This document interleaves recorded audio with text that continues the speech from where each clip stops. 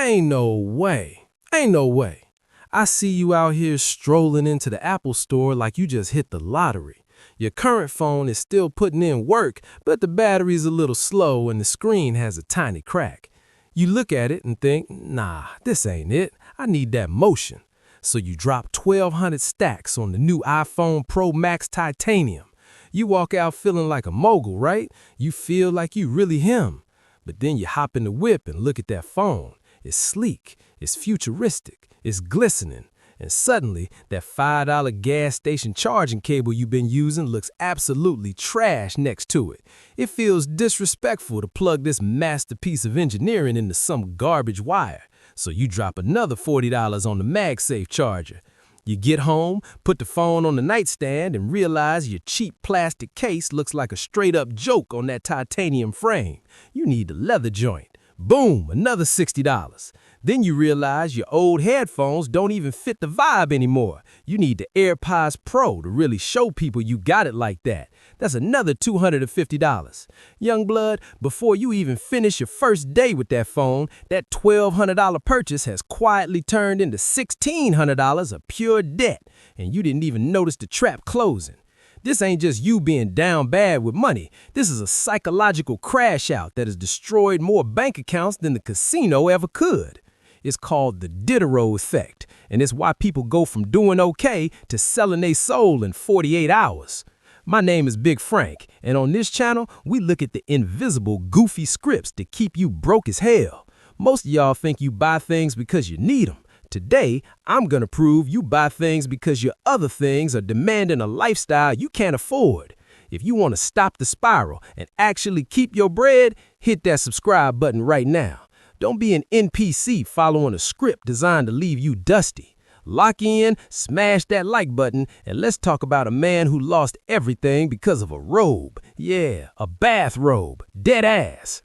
To try to understand why you can't stop burning through your check, we got to travel back to France in the year 1765.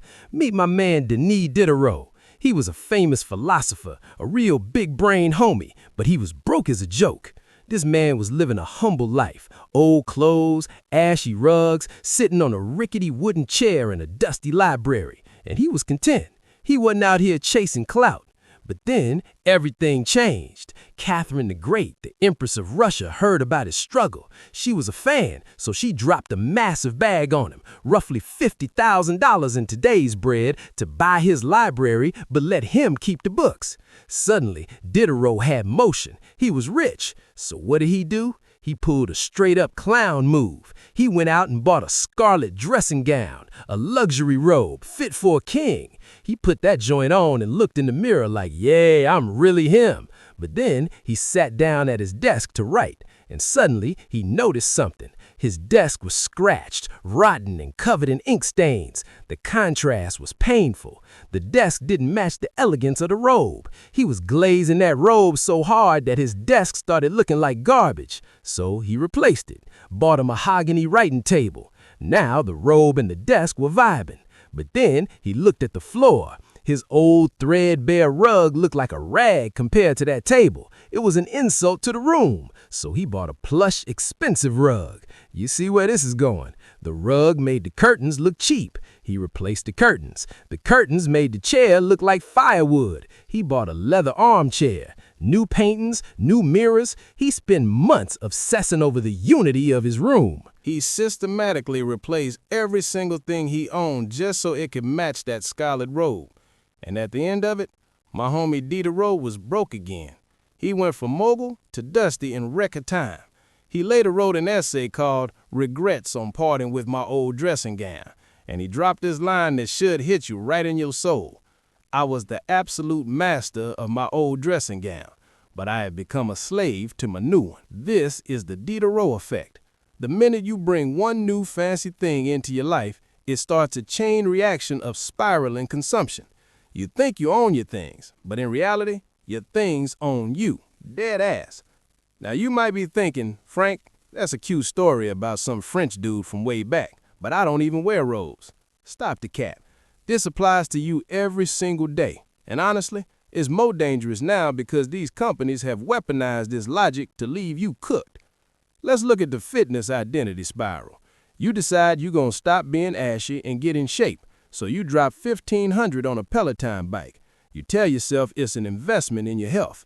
But when that bike arrives, you realize you can't ride it in your old dusty cotton t-shirt and those high school gym shorts. You don't look like the instructors on the screen. You don't feel like you got motion. So you buy the specialized cycling shoes for $150, then the compression shorts for $80, then the branded tank top for $50.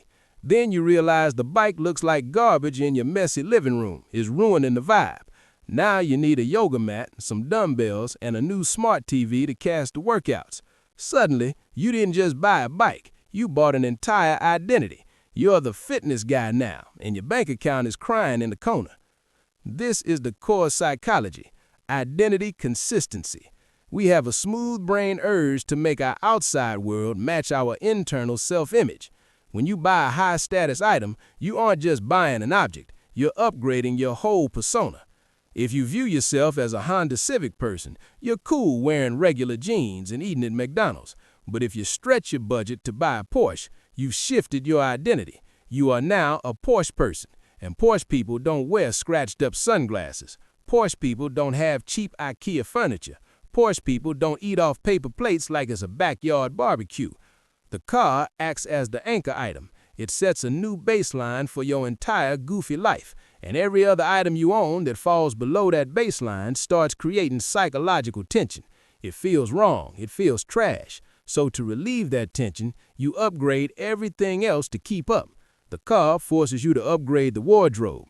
The wardrobe forces you to upgrade your vacation spots. The vacations force you to buy expensive luggage.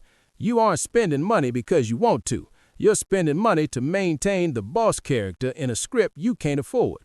This is why that fake it till you make it advice is straight up garbage. If you fake it by buying a Rolex before you got real bread, that Rolex is going to demand a suit, a car, and a dinner tab that'll leave you absolutely crashed out. Let's look at the receipts, homie, because most people out here doing math with a crayon. You look at a price tag and ask, can I afford this $500 item? That is peak clown behavior. You need to be calculating the chain reaction cost. Let's take the classic example, a home renovation. You decide to fix up your kitchen. You budget $10,000 for some new cabinets. Sounds like a plan, right? But once those sleek, modern white cabinets are installed, your 10-year-old yellowish refrigerator starts looking absolutely disgusting. It works perfectly fine, but visually, it's trash. It's breaking the vibe. So you drop $2,000 on a stainless steel fridge. Now the fridge and the cabinets are glazing each other, looking all fancy. But then you look down. Your vinyl floor looks cheap and dusty. The contrast is making your eyes hurt. So you rip up the floor and put in hardwood. That's another $5,000. Now the kitchen is a masterpiece. It looks like a movie set.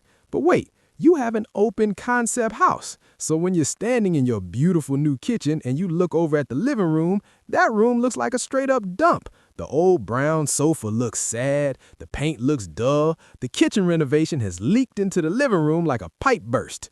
You end up painting the whole downstairs and buying a new sectional just to keep the same energy. The final cost? It wasn't $10,000, it was $35,000.